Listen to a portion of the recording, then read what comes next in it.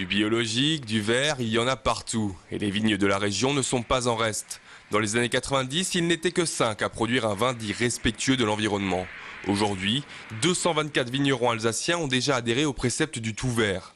Et malgré la diminution des aides, ils sont encore une vingtaine par an à prendre le virage bio. Une conversion qui se fait sous l'égide et la bénédiction de l'OPABA, l'organisation professionnelle de l'agriculture biologique, se réjouit du réel dynamisme de la région. Donc actuellement en Alsace, on est à plus de 10% de surface bio parmi toutes les surfaces viticoles en Alsace.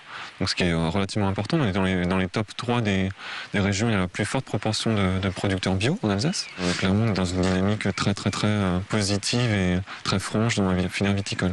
Des résultats plus que satisfaisants, mais l'OPABA et la région en veulent plus. Ils espèrent ainsi augmenter d'encore 10% la surface de vignes biologiques d'ici 2013. À Westalten, cela fait déjà 10 ans que les 12 hectares de vignes de Mathieu Butch sont bio et même biodynamiques. Le vin est en phase avec les astres, le vigneron, lui, a les pieds sur terre. Bien sûr, c'est quand même plus facile de vendre du vin qui est bio que pas bio.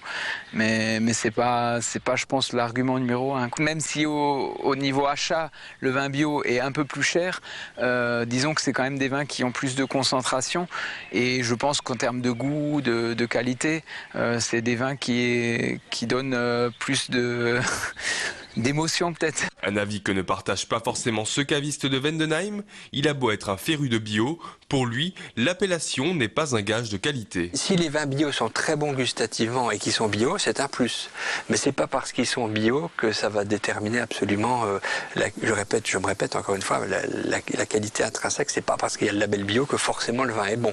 Mais il le dit lui-même, le bio aujourd'hui ça rassure les consommateurs. Il fallait donc se mettre à la page. Le bio pur, par rapport à toute la sélection que nous avons, je sais pas, ça représente peut-être de l'ordre de 10%, quelque chose comme ça. Il y a 10 ans, ça représentait même pas 1% d'une sélection chez la quasi-totalité des cavistes, des restaurants. Et aujourd'hui, ça prend une part qui commence à devenir significative.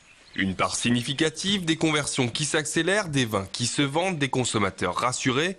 Du coup, tous les vignerons vont se mettre au bio, non ? Oui, c'est clair que s'il n'y avait pas de contraintes pour le bio, tout le monde serait en bio, parce que je pense que tout le monde a plutôt envie d'être en bio. On est obligé de travailler les sols, de les labourer, donc ce qui demande plus de temps.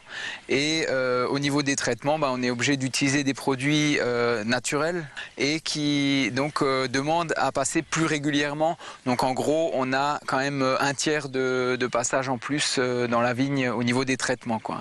Résultat, pour les vins bio, un coût de production supérieur de 20% et des rendements qui, au départ, peuvent être réduits de 30%.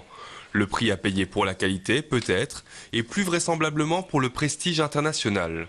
En France, 70% des vins estampillés bio sont destinés à l'exportation.